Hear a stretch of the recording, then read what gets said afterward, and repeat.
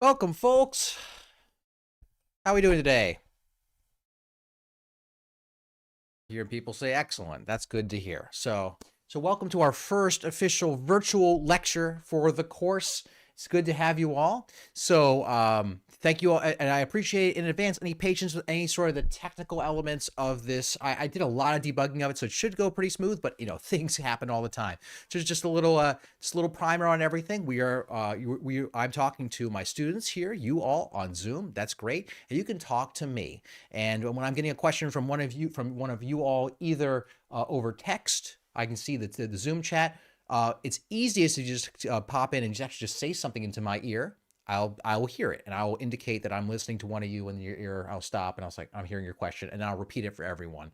I also have my eye on the live broadcast if anyone happens to be watching this on YouTube, so including the class. We're going to be coding today in Python. As some of you attended my optional recitation last night on basically a recap of how to code in Python.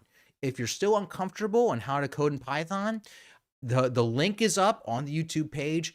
I also appreciate your patience with the Canvas page. It's been quite a lift to get everything together for this new class because it's the first time it's being taught for it. So thank you for your patience on that. But when it's together, if you're a part of, say, my other class and you go to that Canvas page, it'll look very much like that, where it'll have an entire schedule for the entire semester for what week is what. And then once the lecture is over, a direct link to the YouTube video of the lecture for that day, a link to the code if we coded anything for the code for that day, and also the lecture notes, the little iPad notes. I have them all stored. They will be turned into PDFs for you all to consume. So again, thank you for your patience while that gets together. We're still doing the introductory materials without a lot. It doesn't need a lot of background information. I'm really covering it all with you. But again, we're still going out of the Goodfellow textbook. So that's what we're doing today. And we're moving on to coding gradient descent. So now, so we're going to be coding live in Python today. So just make sure you have access to the internet. I guess you do if you're watching this live.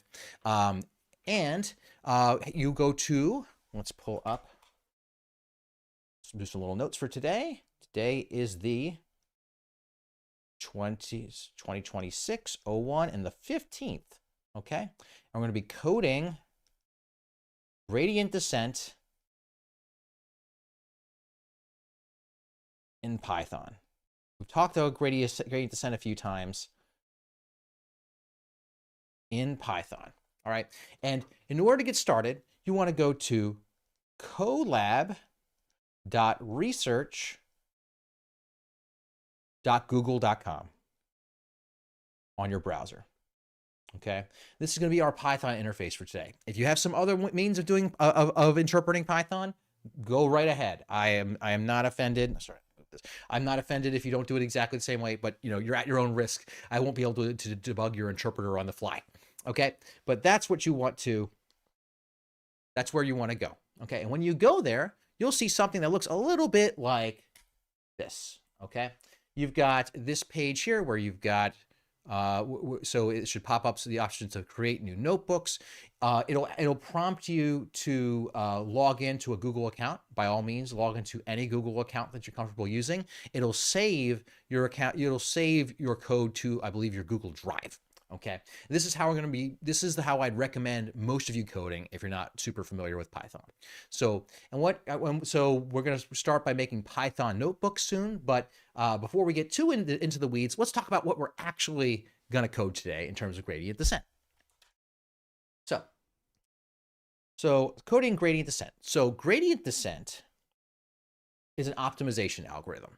And an optimization algorithm is one of the 4 components of building a machine learning model, or basically creating a machine learning algorithm that does a task. Okay, so components of machine learning. So if you want to do any machine learning, you need to know a few things. You need to know what your data is. You need to know what your model is. You need to know what your optimization algorithm is. Optimization algorithm. And You want to know your cost function. Okay. All right. And today, I'm going to give you data. If I give you data, we're just going to make points on a plot. Okay. Our model is going to be simple. It's going to be something like linear regression. We'll see if we can get any more complicated than that today. Probably not. That's probably part of your homework. Do I have a question in the Zoom? Do not have a question in the Zoom. Okay. What we are working on today is the optimization algorithm. And that requires us to have a cost function in order to determine which switch decision is best. Okay. So let's start though by using Python to plot some data that we happen to be just drawing. Okay. And so we're going to go into Python. We're going to go over to Google Colab. I'm just going to make a new notebook. You have multiple options to make a notebook. I have this little pop-up that says, hey, new notebook. And I click new notebook and one should pop up there. If you don't have that, you can go to File, New Notebook in Drive. All right. Stop me at any point if people have questions. Again, I can hear you. Every little pop and little jiggle on your microphone when you unmute your microphone, I hear it and I jump. Anyway, so, all right. So this is a Python interface, particularly this is a Python notebook. And one thing we're going to do is we're going to just do a quick, we're going to rename our Python notebook up in the upper left-hand corner over here. We're going to say, we're just going to say data plotting. Okay. All right. It's called data plotting. And I like to put the date on there, but there's better ways to do versioning than this, but this is just so that we have it. It's simple. Okay. All right. So this is our interface. So this is a Python interface and you can put code into this line. Yes. Question in the chat. No question in the chat. Okay. All right. And you can, so this is some Python code 1+1, and you can run it by hitting this little arrow, the play button. And the answer is 2. Okay. It's a scripting interface and Python will interpret this block of code when you hit that button and it goes. That's simple, right? Many of you are mechanical engineers who have taken MATLAB as a background. This is a lot like that, isn't it? When you go to the command window in MATLAB, you type 1+1 equals, it tells you 2. Okay. Question? No question. All right. If you don't like that code block, guess what? Delete it. Gone. Okay. If you want to make a new one, there's a little pop-up for a code block there, or just a text block that's good for just writing comments. So let's do a text block and we'll double click to enter our text. And we're going to say, this is a data plotting notebook. Just to show how to plot some data in Python. Okay. And Python has a lot of commands built in. I'm going to make a little code block down below. We did 1+1, it equals 2. That's great. You can also, of course, assign variables, x equals 1, and then x is equal to 1. And you could also say, hey, print x, and it'll print that x equals 1, right? Just like any other coding interface. Oh, and I forgot the most important code blocks of all. I created a new code block. I'm just going to do a print hello world. Okay. Now we did a lot of this last night, just as again, just as a quick primer for people using Python. We have a question on the Zoom raising their hand. What's up?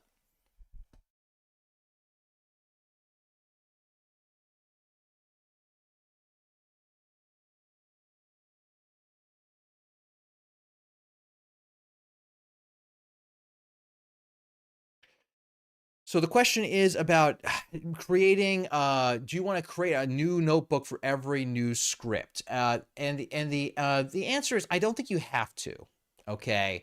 When we get to more complicated files, let's talk about file organization then, Angela, if that's all right. But for now, we'll just do it as a new new notebook, okay? Just for simplicity's sake, because I'm assuming you're talking about the fact that you had one last night. Great question, great question. Let's touch base on that a bit later, okay? Maybe in the course or later in the lecture. All right, likely later in the course. You got it. Thank you all. All right, so we can print hello world. Great, we can print that stuff. Now, Python has a lot of great stuff built into just the basic language, lots of math, okay? But there are two things that we want to use in Python that are not built in that you have to include external libraries for. And those are,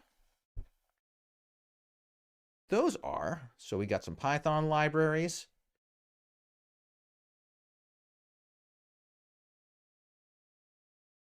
Okay. And those are NumPy,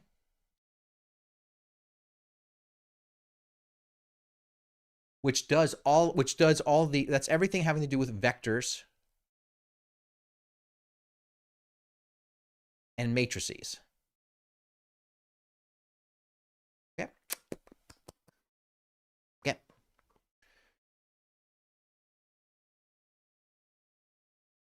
Okay. So basically that makes it behave more or less like basic level MATLAB.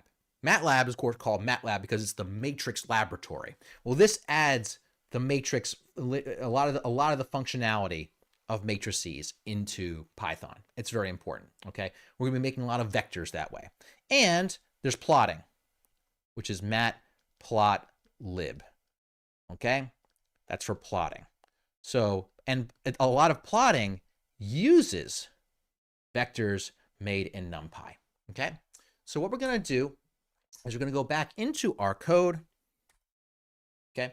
And then we're going to add NumPy and matplotlib into our code as libraries we can use. So we're going to put a code block up at the top. Okay, right at the top, so that way they are loaded at the beginning before you run anything else, in case you run all of your code together. So we're going to say import NumPy. Okay, that's it, theoretically. However, if you want to use any of the NumPy commands, you would have to type numpy.array. And that's a lot of characters. And in order to save people carpal tunnel and just save people time, we give it an alias. We give it a different name. So we say import NumPy as NP. Okay. Let's write a comment, just because we haven't written a comment yet. Remember, Python comments are hashtags, as opposed to MATLAB, which are percent symbols. So this imports the NumPy library with an alias, showing you how to write comments. And we want to import, let's see, make it a little bigger. You probably make it a little easier to see. I apologize. I know it can be a little bit grainy over Zoom. That's just because how Zoom encodes information. The YouTube feed should be pretty close to perfect, I think. Hopefully everything's playing. Let's see. Have I been playing this all along? Let's see. Great, we have. Awesome. So yeah, it should be in 1080p crisp on YouTube, in case you need to rewrite anything. But I'll try to make them, if the text isn't big enough, I can try to make it bigger for you. Okay. So just let me know as a comment here. Will we be able to access the VOD for this later? Yes.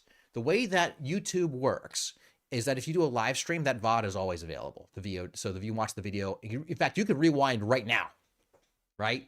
If you go onto the YouTube, rewind a minute, and you can go back and catch up. It's beautiful. It's beautiful that you can do that. So the VODs are available now. That's a great point of clarification. So we want to import matplotlib, okay? Import matplotlib. Now, matplotlib has a lot of stuff inside of it, not just the plotting stuff we need. So we actually want matplotlib.pyplot, okay? We want those specific commands, and it's very common to give this an alias too. You alias it as PLT. So if you want to do plotting commands, you do PLT.plot or PLT.show the plot, okay? That's how we plot in Python. So let's use NumPy to make an array, which is just a list of numbers that we can then plot, all right? So I'm going to create a new piece of code here, a new block of code. In fact, we don't need hello world anymore, as much as I have nostalgia for it. Let's see if we can trash it. Can we trash it? Let me trash the code. Can I trash this? Yes. Trash this, please. All right. Now I want to trash this as well. Okay. All trashed. Great. Now I can make a new block of code. Let's create some data arrays. Okay. So we're going to want an array of X points. I'll call them XP for X points. All right. Yeah. Great. And so if you want to make an array, you say NP, which is the alias that we gave NumPy, dot array. There are lots of ways to make arrays, but this is the one you start with. Okay. All right. Open close. So this open close parenthesis, that's because np.array is a function, and inside of the little parentheses are where you put your inputs to the function, are called arguments. All right. So what we would give it are a list of numbers, and you would put that list of numbers inside of square brackets. So I'm going to do a left square bracket. These interpreters are so smart, they know that you will need a right square bracket at some point, so it automatically puts it there, and it gives you color coding. All right, so let's do just 1, 2, 3. Okay, and we're going to run it. np.array. Oh, I didn't, you know what I didn't do? Friends, what didn't I do? It says that this is a great little debugging thing for those who've never done this before. NP is not defined. What? It's defined right there. Now, savvy people know the answer, right, as to what happened. Is that I didn't run this command block, right? So I had to run it. So I didn't actually ever run that command block. So you can always run everything from top to bottom by clicking run all up here. All right, I ran it. Great. It appears to have defined something. Yeah, exactly. Forgot to run all. Thanks, Brian. Okay. Let's see what is actually in XP. Well, we can actually print XP. 1, 2, 3. Done, right?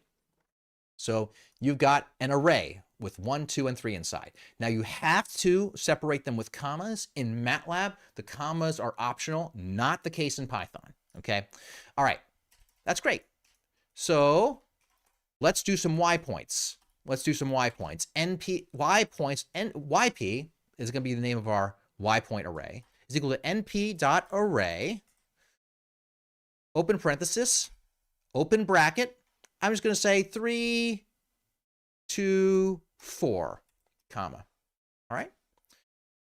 Going to run that, make sure there's no errors. Great. Okay. Now I'm going to plot it. So I'm going to do code, a new code block. I'm going to plot our data points. Okay. And for that, we're going to use our matplotlib pyplot as PLT.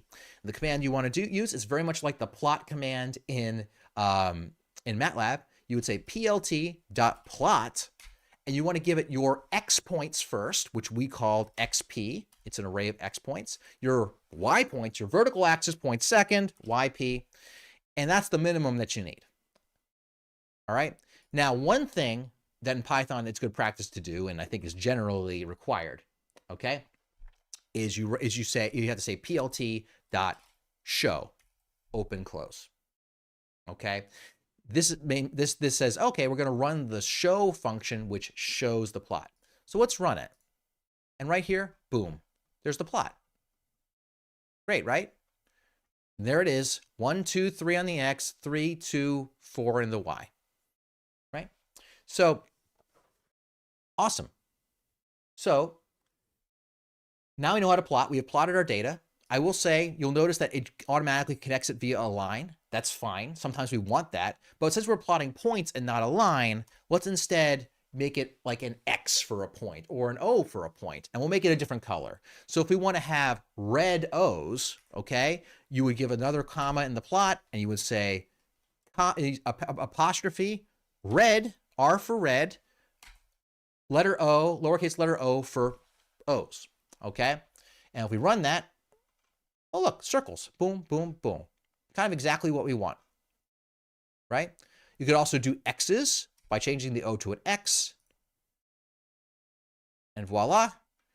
You could also change the color. There's other color codes, B for blue.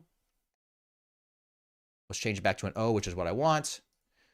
If you want black, black is K, because B is, of course, blue. All right. It's actually very similar to the color codes for MATLAB. So if you know the color code plotting codes for MATLAB, it'll get you some of the way there. Hey, look, we have some data points. Awesome. Great. Cool.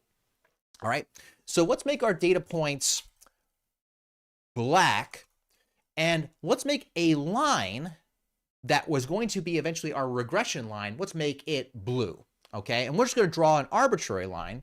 And if we want to draw a line, all we need to do is to draw 2 points and then say the plotting command, we want them connected with a line, right? So if we instead if we now add some line points up here, so define a line, we would say XL, maybe it's for X line, okay, is equal to np.array, open bracket, and we'll have our line start at X equals 0 and end at x equals 4, and you need to separate them with commas, okay? And y line, okay, we can define as np.array, so yl, open curly, open parenthesis, open bracket. We'll define it as 1 and comma 3, okay? Now, if we want to plot that, we just go to here. We have a nice little gap right here where we would put another plot. We're going to build plt.plot. We're going to do XL for our line points and YL for our Y line points. And let's have a blue line. So we have B for blue, hyphen for line. Okay, now if we rerun everything, run all, and make sure everything's run, and look at that. It has our line, and it has, let me zoom out a touch. It has our line and our data points. That's it. Any questions or problems with that so far? Pretty basic. Pretty basic. Okay. All right. All right. Just give me a second while I reset here. Okay. Great. 1 second. A little bit of technical thing. Trying to get set up. All right. And we're back. Okay. So now we have the ability to plot. Now, what are we going to want to do today? It's this gradient descent method. So let's go back to our board, okay? So this is actually a lot of the information that we need. There's going to be some more details of dealing with NumPy when we're doing math with arrays, okay? But the idea is that we're going to, optimization minimizes a cost function. Okay. And that cost function is going to be how good a linear fit, where here's our x and here's our y, and particularly we're going to do a y-intercept of 0, okay? And our only parameter is going to be the slope, m, that optimally best fits this data, okay? And we're just going to draw some arbitrary data points on a plot, okay? And we're going to use gradient descent to find the best m, okay? So there are a couple stages to this. That's really what we're going to want to do. But first, we want to actually implement gradient descent in any context. So gradient descent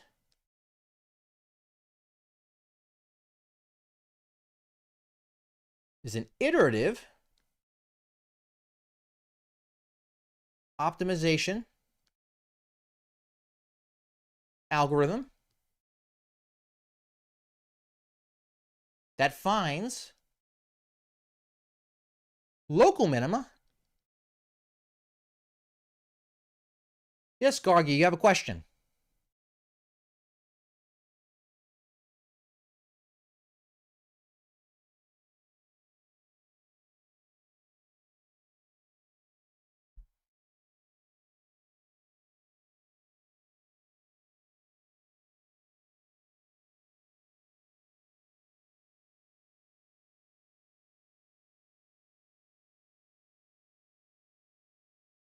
I'm going to pull up the code real quick. So this is a code clarification question here. So my code right here, my x and y, they each only have 3 elements.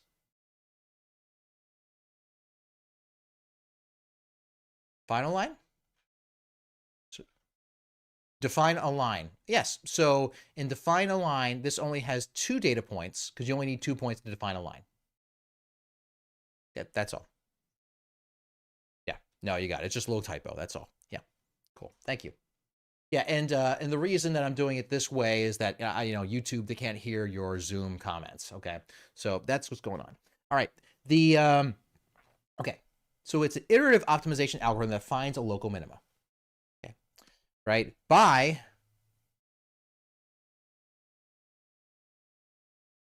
stepping a guessed value in the direction of descending cost. Okay, all this means it's something we talked about before, okay, where if we have a cost function, let's say that this is our decision W, and this is some cost function, we'll call it J of W. All right, it's a cost function.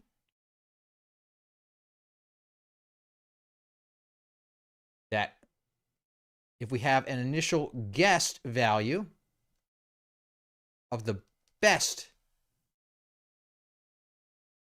we'll call this W1. That's a first guess, or W0. Apologize. Mistake. That we assess that what is the slope of this line, the gradient, and we want to step in the direction of the descending gradient in proportion. And we say, okay, we step in that new direction. Here's our new point.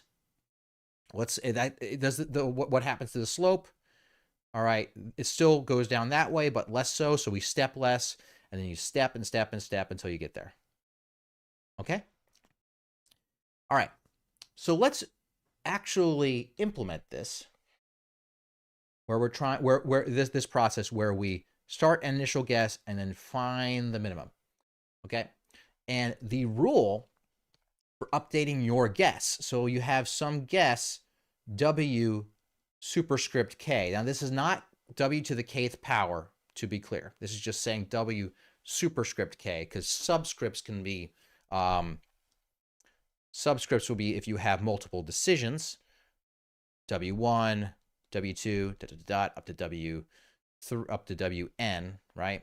So the superscript, I'll put it in a little parenthesis, superscript, means that it is guess number K, all right? So guess K, apologies, plus 1 is equal to your previous guess, WK, minus some step size alpha, partial J of W, K, partial WK. All right. I'm going to point out, not an exponent. It is iteration number, not an exponent. Sorry, iteration number, not an exponent. Right there. All right. So the idea is that you have your current guess. You evaluate what your gradient is, and you choose who chooses that step size. We do. Okay. It can be an art to choose that step size. If you get really into the theory of machine learning, there are more analytical ways to choose step sizes. We are mostly going to either rely upon an algorithm to choose it for us, or we're gonna feel around what's a good one. Okay. Now, a guess size that's too small, a step size that's too small, will take forever to converge. A step size that's too large can overshoot and actually make the algorithm unstable, and it will just go crazy. Okay, so it's a bit of a sweet spot. All right. So what we're going to do is we're going to plot a curve like this, and we're going to try to find the minimum of this curve using gradient descent in Python. So with that, let's go back to our code. Okay.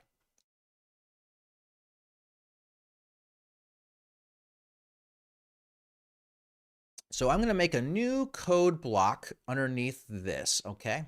This is going to be our test gradient, our sample gradient descent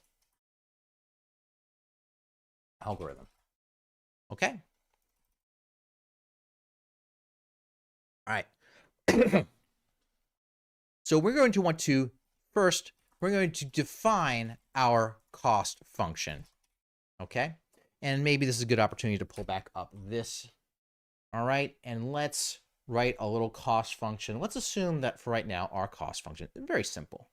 It's just j, wrong color,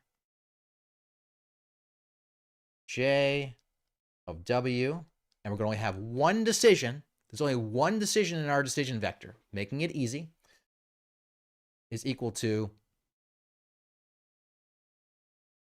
w squared minus w. That is our cost function, all right? So we're going to define our cost function, which means that if we're going to want to, so our cost function, we're going to say is, we have to define, we define it as a function. What are we going to do it? How are we going to do this here? Tell you what we're going to do. We're going to define it as just an inline equation. Okay, sorry, I'm just thinking out loud for a second. I had some second thoughts as to how I was going to do this. So first thing we want, so what we're going to do is we're going to say that, hey, our cost function j at any given point, okay, is equal to w, which we have not defined yet, squared, okay? How you do so this is how you do a power in Python, okay? Minus w. And our w, for now, we will define as an array, okay? Because what I want to be able to do is plot this and show what that curve looks like, okay? So we're going to say in order to do that, we're going to need to have arrays of points to plot. So I'm going to make w an array. So we make w is equal to np.array. Okay, open, close. Now, oh wait, if I want a whole bunch of points, do I really want to type 0, 0.001, 0.0002? No, you don't want to do that. Okay, so what we're going to do is I'm going to define a starting point and an ending point. Okay, using the linspace command, and then do a linear spacing of points in between, a whole bunch of them. Okay, so I'm going to want it to start it at, I don't know, 0. I want it to end at 4, and I want 100 points. So this is the starting point. This is the ending point. I want 100 points on the entire vector, and it'll just evenly space them throughout. Okay. Now let's see if this actually works. See if I throw some kind of error. Okay. Did not throw an error. Let's see how this goes. All right. So now I'm going to plot the cost function. Okay. So we're going to say plt.plot. We're going to plot w on our x-axis, just like we did up here, and the cost on our y-axis, j. All right. And we will make the line, I don't know, a black line, so k dash inside of single quotes. And we have to do plt.show. Okay. See what happens? Voila. Voila. Look at that. It's a little parabola. Surprise. I don't think we need to plot all the way out to number 4. Let's plot over to number 2 and actually go back to like -1 or something. So I'm going to change the limits here. I'm going to change this to -1 and 2. And voila. Oh, look at that. It's a little parabola. -1 and 2. Great. Okay. So now we have the cost function, right? So, however, we now want to do a gradient descent algorithm. So let's write this out a little bit more explicitly. Okay. So gradient descent.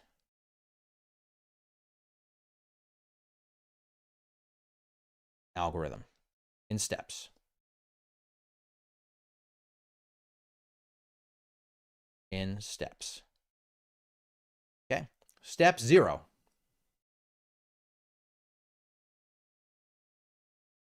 Very first step.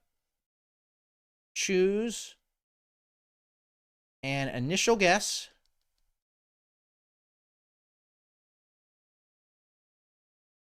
W0. Who gets to choose that initial guess? We do. We do. Okay. All right.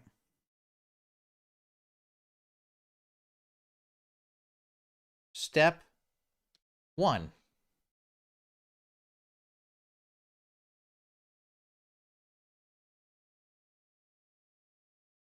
evaluate j of wk, meaning whatever iteration we're on, and partial j wk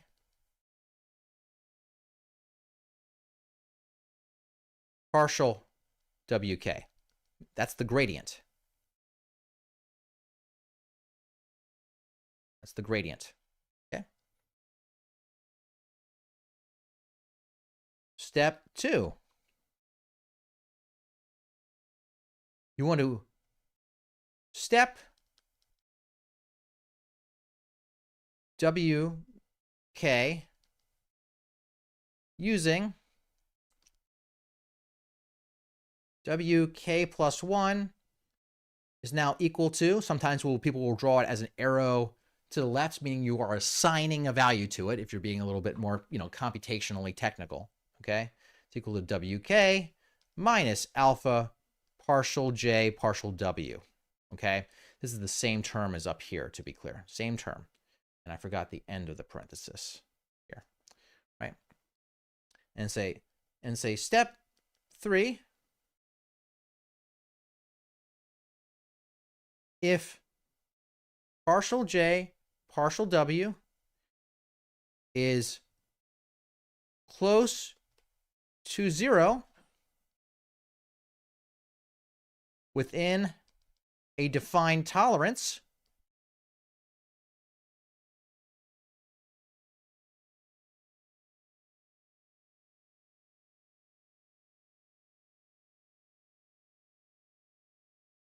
then wk is your optimal decision.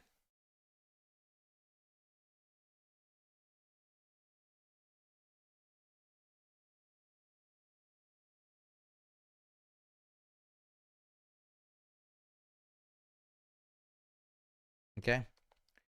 Else, go to step 1. Okay?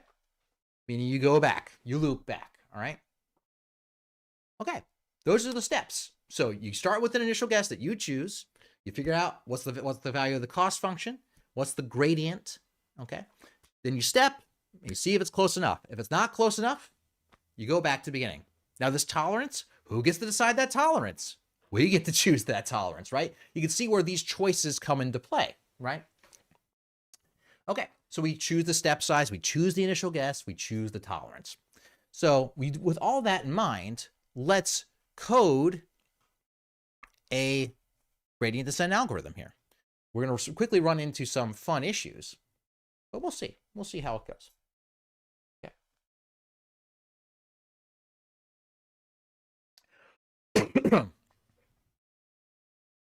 So let's go back to code. So we're going to get rid of the plotting of the cost function right now. Okay. I don't want that in my way. Yeah, I don't want that in my way. Goodbye. Goodbye. I want that gone for now. Boom. All right. So we need to define a few things. So define our gradient descent parameters.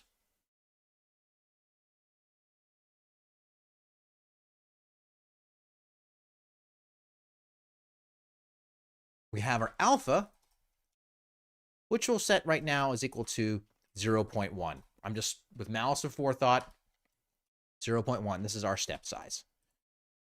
Okay. Our initial guess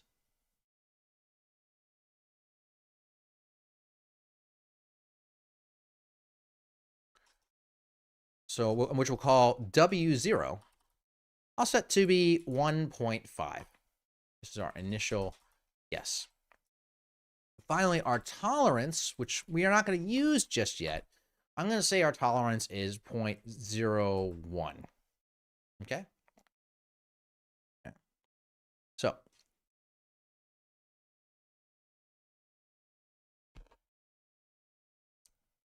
all right. So now we're going to create a loop. Now, you'll notice that there is a tolerance, which means that it's a sort of an if statement as to whether we continue the loop. Typically, that's something we would put inside of a while loop, and it makes sense to include in a while loop. In fact, we'll call it tol instead of tolerance. Tol, T-O-L, tolerance. But for now, just for illustrating the algorithm, we're going to make it a for loop. We're just going to do a static number of steps through the loop just for instructional purposes. All right? Okay, so we're going to do here's our gradient descent loop. So we're going to do a for loop. Now the for loop does a fixed number of iterations. We're going to say for, we're going to say I is in the range of 0 to 5, okay? And this is just the Python syntax for saying, and with a colon at the end, okay? This is the Python syntax for saying that we're going to use the variable I, very typical for saying the iteration number, is in range from 0 to 5. And what this actually does, it says it's going to count 0, 1, 2, 3, 4. So 0, 1, 2, 3, 4, that's 5 iterations. Okay, I want to see 5 iterations of this algorithm and see how it goes, right?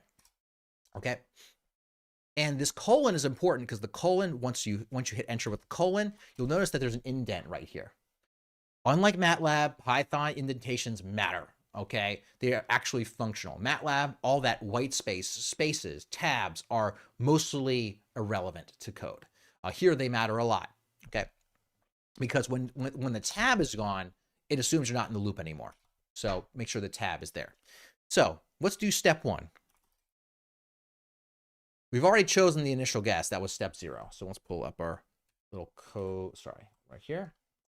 Step 1, we want to evaluate our cost function.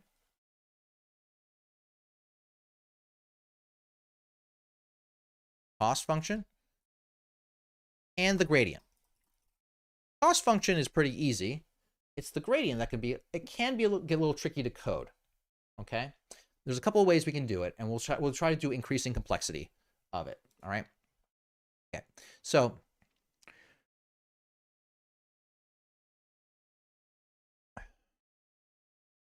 okay, we've got this. So we want our cost function. We'll call it J underscore K. For this is the kth, cost that we actually get is equal to, and we have our, right now we're going to repeat this math. It's going to be W squared. So right now we have WK. Oh, okay. I did screw up something real quick. First thing we want to do, step 0,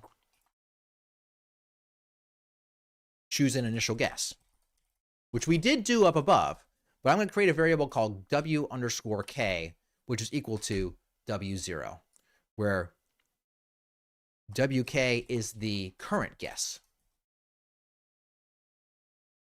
for the best K, for the best W, sorry. Okay, so now, very perfect. We set W0, right? Okay, so JK is going to be equal to, what do we say? WK multiplied by 2. Or sorry, multiplied by 2 to the second power. Okay, that's how we write to the second power. Minus WK. Right. This will tell you what the current cost is. Okay. There's one little thing I want to add at the end. Okay. You don't always need to know what the cost is at each step. It's just sometimes it's good to know. But we definitely want the gradient. Okay.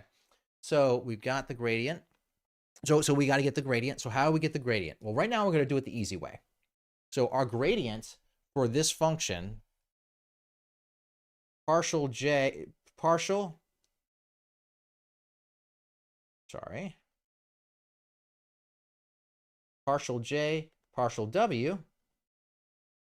is equal to the partial of our cost function, which is W squared minus W, partial W. We're going to take this derivative by hand.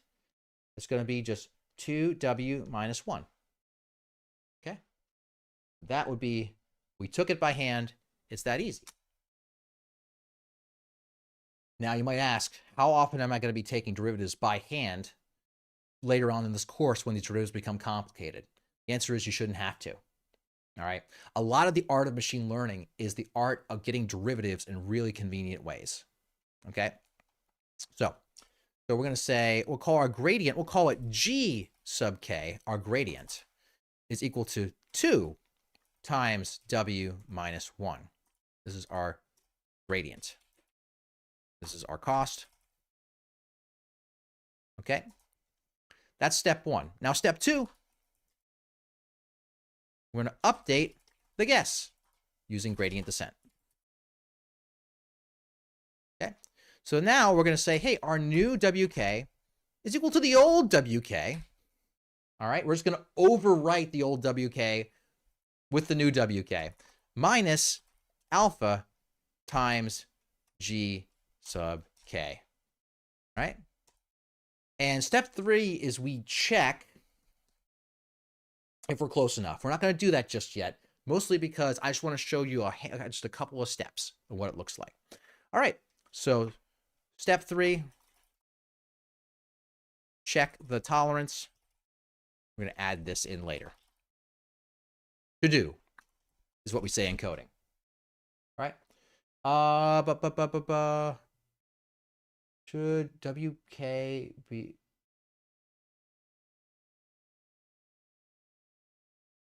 oh yeah, sorry, there's a typo. Thank you for pointing out, JJV, that this should be WK. That's a typo. Thank you. It would have thrown an error. That's for sure. We would have seen that error. Okay. Right here, I just forgot an underscore K right there. Thanks for pointing that out, JJK. All right. So that's the end of the loop. So here we should have, by the end of this, an updated WK. All right. So what we're going to do is now we're going to plot. So we're going to say PLD dot plot. We're going to plot the overall cost function across all those WKs. So we're going to all those W's. So we're going to W and what's it, J, and we're going to make it black, a black line. We're also going to plot our initial guess, PLT.plot, and our initial guess, which was W0, and I'll plot the, okay, yeah, W0, that would be W0 squared. Now, okay, so now we can say W0 to the second power minus W0. And we're going to make that a red dot, so red O, RO, and we're going to plot our optimized decision, WK, and as we WK to the second power minus WK. Now, you'll notice we're retyping the same equation over and over again, and that's not good. Whenever you're retyping the same thing over and over again in code, you probably should realize I shouldn't do it that way. Okay, thank you. Good. All right, we've got that. So here we're going to plot the cost function. Here, we're going to plot the initial guess. And here we're going to plot the final, the final WK. And we got to do plot that. Thank you. I screwed up with these W underscore K. Thank you very much. Appreciate it. I love it whenever people pop in with this. This is live coding. You know, I would have to debug that later, but which I'm sure there will be things I'll just be debugging. That's the essence of live coding. So let's run just this block. See how this works. All right. I ran this block and beautiful. Look, that was our initial guess. We clearly descended the gradient some number of steps, right? Not bad. We've descended the gradient. Now, right now, we're only doing 5 iterations, right? Okay. So, and I see, thanks Isabella for also pointing out my mistake. All right. So let's do 10 iterations. It should get us closer, right? 10 iterations. I just changed the range here to 10. Boom. Run it. Look, even closer to the bottom, right? Now, we can also do a while statement, okay? All right, so if we can do a while statement in Python, and so that way we can use the tolerance in order to make it stop when we're close enough. Okay, so let's add that. So let's add in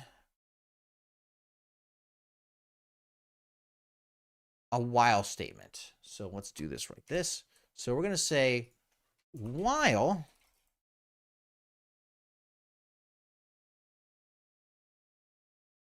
so while our current gradient is less than the tolerance, is greater than the tolerance, okay?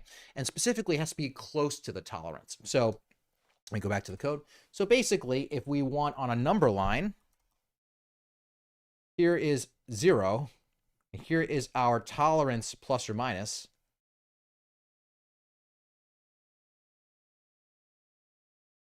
And here is G on some number line, right?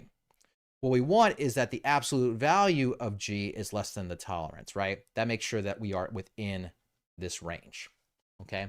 So we want the absolute value of B is less than the tolerance. So we'll say while the absolute value of G, the absolute value of G underscore K is less than the tolerance, okay, it'll do this loop. Now, keep in mind, we do not have a G of K as when we start this loop. So we could just do a couple things. We could do a do while loop instead. Instead, I'm just going to do a quick hack, and I'm going to say G sub K. I'm going to say G sub K is equal to the tolerance, just to prime the loop, just to start the loop. Quick hack, right? Now, if we run this, let's see if it actually gets close enough. Let's run it. Did I run it? Uh-oh, where'd it go? While the absolute value, oh yeah, while, it never started. While it's greater than the tolerance, I apologize. So it stops when it stops when it's less than the tolerance. It keeps going while it's greater than the tolerance. I inverted it. So while we're outside the tolerance, keep going. Once you're inside, stop. So what we need is it to be greater than or, so yeah, we'll say equal to the tolerance plus 1. It's a silly little hack just to get us going. Okay? That way we're outside the tolerance and then we go inside. And look at that. Right at the bottom. Is anyone getting that? I see some people. Yeah, essentially at the bottom. So if you have someone that's slightly off to the right of it, but it says essentially at the bottom, what's something you could do to get it closer? If it's slightly off, what could you do? Reduce the tolerance. Exactly. Let's try. I'm going to make the tolerance bigger to start with to show what happens when I make it bigger. So instead of 0.01, I'm going to say 0.1.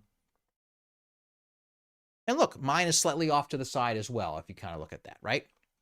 So if I go 0.001, what's up? Yeah. Yeah. Cool. Thanks for letting me know. Anyway, so now you see how the tolerance behaves, right? Okay. Now this is kind of cool. I think it's more fun to see all of the iterations along the process. So here's what I'm going to do. I'm going to put some of the plotting into the loop that anytime we try a new data point, it's going to plot it. Okay? So watch this. I am going to, so what I'm going to do is I'm going to move, let's see, this plotting of the initial guess and the plotting of the cost function. I'm going to cut that. I'm going to paste it above the loop. Why? I want this plotted first, and then in the loop, every time there is a new guess, it's going to plot that little point. So you can see all the iterations, right? So, all right. So I'm going to take this line, and I'm going to move it inside of the loop. So I'm going to cut it and put it there. Say, so plot the current WK, and then when it's all done, show the plot. And it's inside the loop because of that indentation. All right, let's try running it. I want to see multiple of these guesses. Oh, look at that, friends. Okay, I'll go back up to the code so that way everyone can see in case I went a little too fast for you all. Okay, let me know. Yep. Look at that. Nifty. That's pretty simple, right? Now, what did we do that was, it was a little bit, not of a hack, but something that might not scale well to more complicated problems? You got it. Absolutely. I'll go back to the code. Keep that up. That's right. I was admiring the plot. I'm a plot admirer. So, right. That should be what you need. Now, one of the things that we did not get, like, that doesn't scale well is how we did the gradient. And also, we're rewriting this cost function over and over again. That's not good, right? So we need a way to make that much more scalable. And to do that, let's make a function. So, okay. 1 second here. All right. So, is anyone else need another minute with the code? Anyone else having trouble?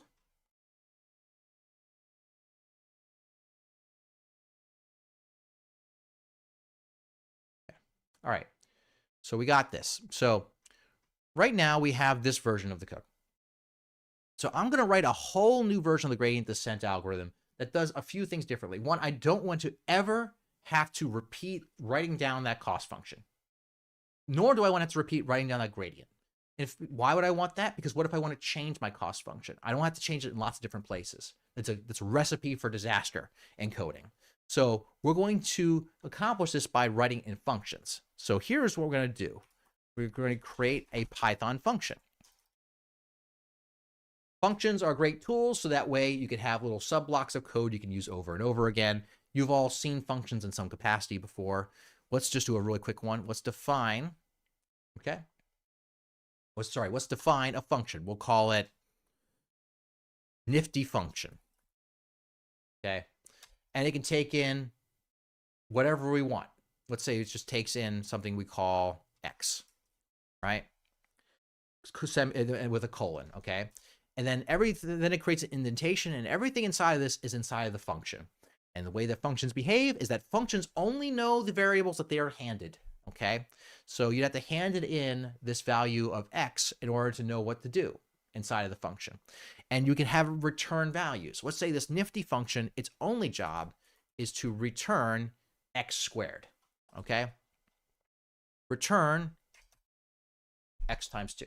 And there can, of course, be many, many lines inside of this one function, but this is the simple function. Then what we can do is say, hey, let's try printing the result of nifty function of 3. It should square the number 3 and print it, which many mathematicians will tell you is 9. Okay. Yep. And in fact, it gives you 9. Right?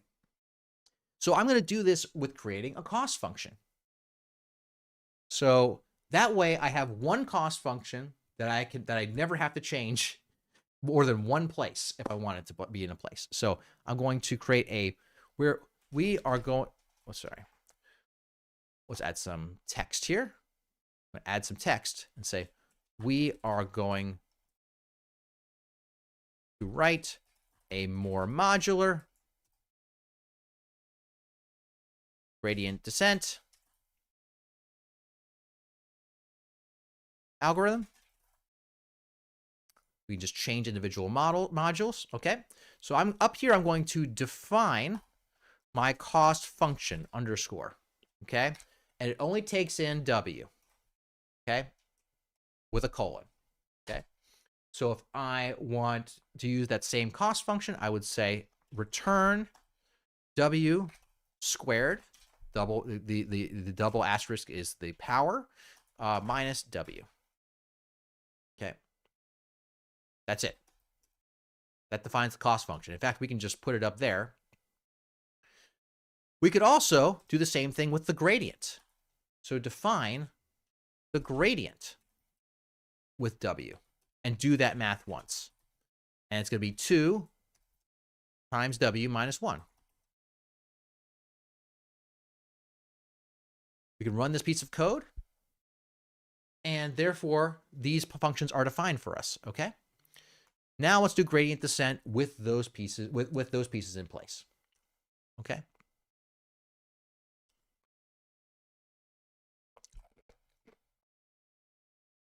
I'm going to go up and copy a few of these things to save a little bit of time. I'm going to copy everything from this cost function over to here. Okay, I'm going to copy it. I'm going to copy it. I'm going to copy it. I'm going to paste it down here. Okay, defining our cost function. I don't need this cost function here. I can get rid of this line. Okay, have these lines.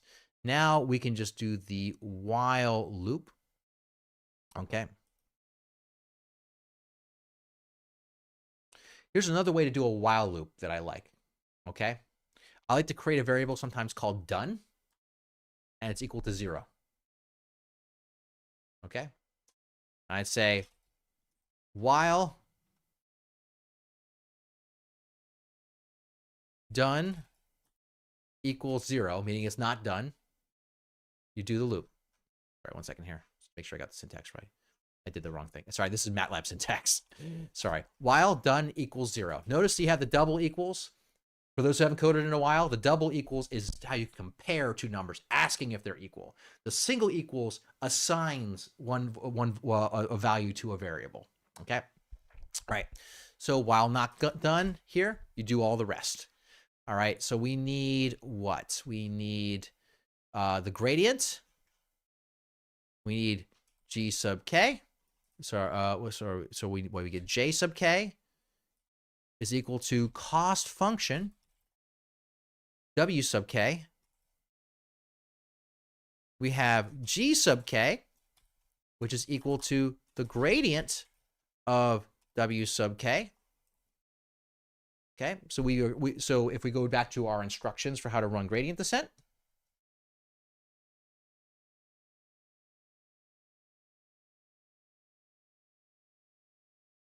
we're going to evaluate our cost function and our gradient. Then we're going to do our step. So we're going to say our new W sub K is equal to the old W sub K, which we're going to now overwrite, minus alpha times G sub K. Okay. Now we're going to go to...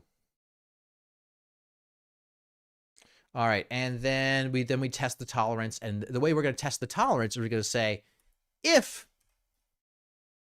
G sub K, the absolute value of G sub K, is less than the tolerance, okay? Oh, with a colon, then we say that done equals 1. We're done, right? We're done. Then you get rid of this. Then that's it. So this is step 1. This is step 2. And this is step 3. Now, if we want to change the cost function, we only have to change it in one place, but we still have to change the gradient. Okay. So I do like the old, we got to do some plotting. Where's my plots? Okay. Let me grab my plotting stuff. Oh my goodness. Where's my plotting stuff? I'm going to go back and copy the plotting stuff. I'm going to grab, oh, the plotting stuff has changed because we now have a different way of computing the cost function. So let's plot here right above the loop. Let's do plt.plot. We're going to want to plot W, comma. So W is like all of these costs all in a row. Okay. And we want to plot the whole line. So we're just going to say the cost function where we apply to all the W's in the array. Hopefully that'll work. I believe it should work. Boom. Okay.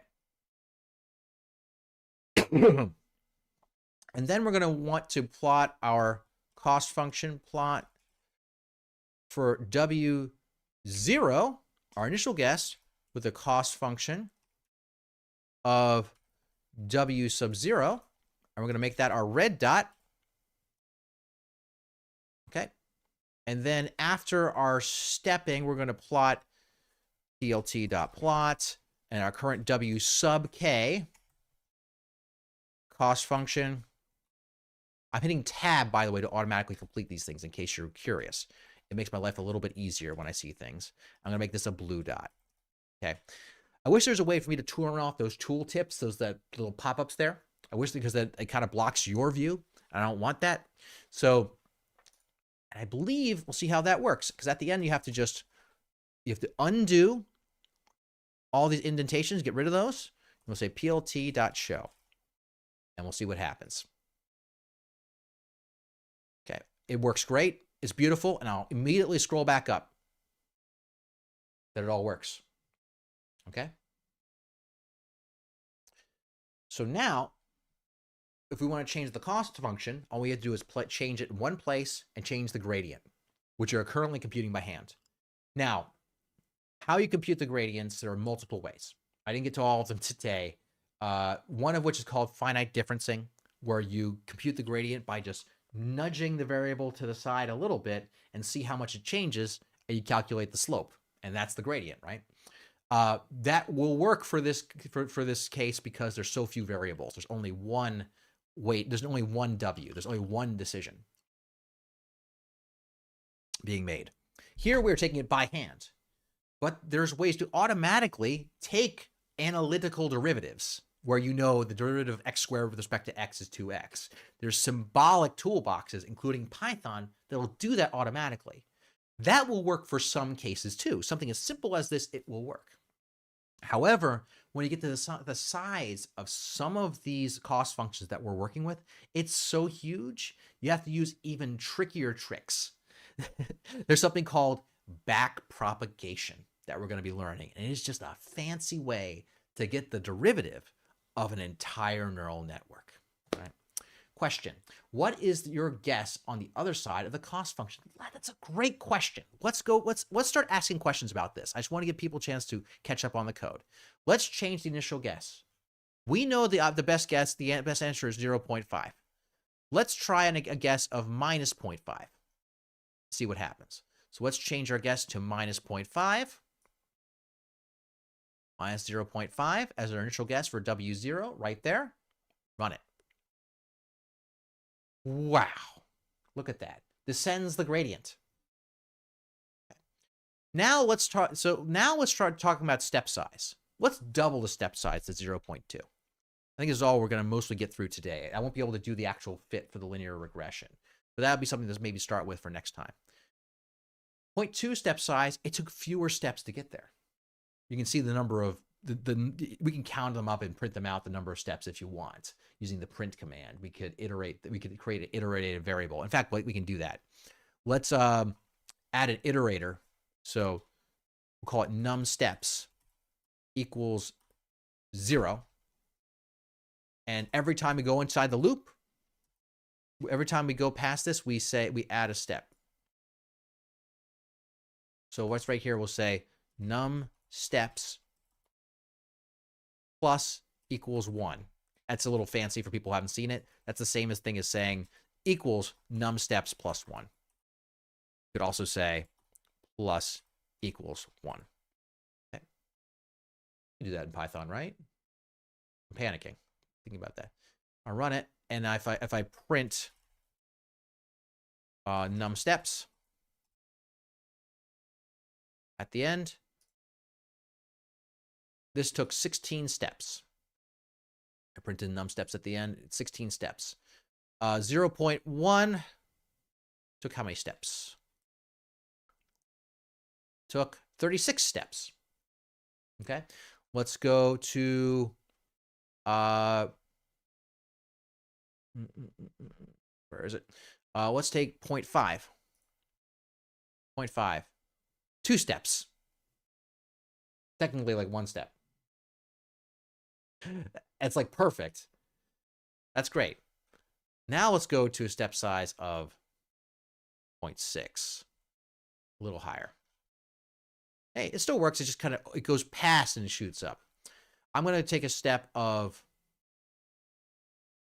1. Sorry, that's the initial guess. Sorry.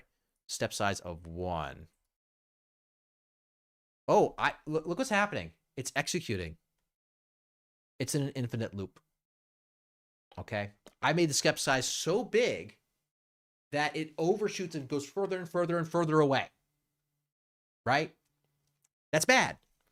I'll show you roughly what I mean, because if I make the step size, so I'm gonna, if you hit this, if you hit infinite loop, just hit this thing that says stop. Jam it until it stops. Yes. Okay. Stop, stop, stop. We're gonna make the step size 0.9, just a little less than 1. 1 is sort of the critical value where this particular function goes unstable. Okay, see if this works. Try it again. Did I screw something up? Maybe do I have to reload? Okay, 0.9. Might have to reload sometimes. All right. May trace back. Okay. Sure what I screwed up. Work now? I think it's just I screwed something up here. Okay. I want to show you what happened. We're about out of time, but I want to show you what happens when you have it just less than 1. Run the import again. Thank you. Thank you. That's perfect. Thank you. So I got to run. Let me just run everything. Run all. When in doubt, run all. Okay. 0.1 still works. Great. So I'm going to change it to 0.9. Here we go. 0.9. It jumps over. Back and forth, back and forth.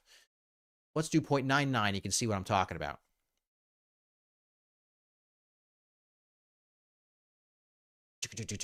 So if you got far enough, it would get wider, wider, wider, wider, wider, wider. Okay? Yep. Runtime stop when you cancel the code. Thank you. Thank you very much. Exactly what happened. All right. Awesome. So that's what happens with gradient descent there. All right. Now, we got about 5 minutes. So we want to apply this, though, to fitting data. So now our cost function is going to change. So we have to now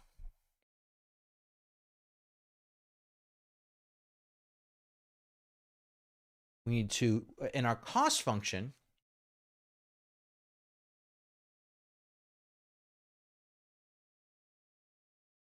is going to be a what we call a mean squared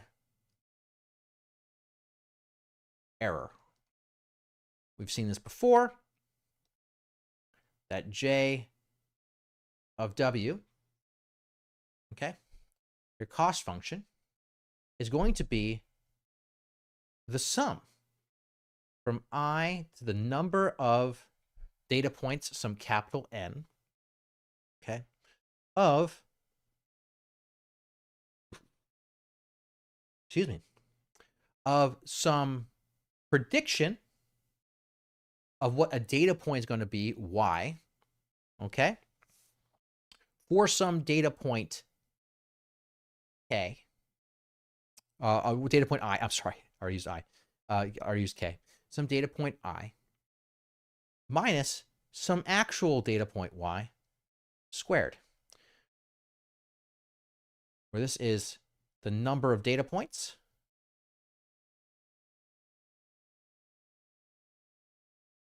okay, this is your prediction, and this is the iterator on your data points.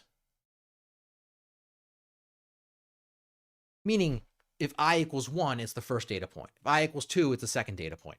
One thing we did not encounter yet in Python this lecture is that Python doesn't start counting at 1, it starts counting at 0, and a lot of programming languages do that. So to just get used to that. We'll deal with that more on a future time. So that's our cost function. Sorry here. Right? So this prediction, where does that come from? That comes from our choice of model, okay? And it's dependent, you'll notice there's no W in this function that's dependent upon W. This prediction is dependent upon W. Let me write this a little bit cleaner so that way there's space through that W. I apologize. Okay. There we go.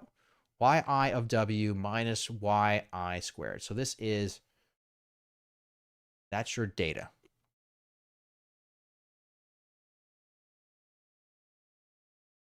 Okay. So your prediction minus your data squared across all the data points, right? So if you want to make this so what this means is that we're going to have to define our model, and I know we're out of time. We have to define our model in terms of our W, which will be a linear regression, and then we're going to use gradient descent to fit that. We'll do that in the next coding lecture, and we'll move on to other topics after that. And for linear regressions, just to be clear, there is a much better way than gradient descent. It's a linear algebra approach. I hope to get to that today. We took a little more time, taking our time, going through some early Python, but I figured this is a good way to ramp up. So with that, I'm happy to stick around, take more questions, but that's the end of the lecture. And we will be in person on Tuesday. Thank you all very much. I'll stick around.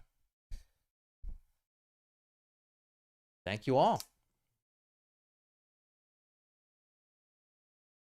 Let me check and see if there's any. I apologize if I missed any chats here. Great. Cool.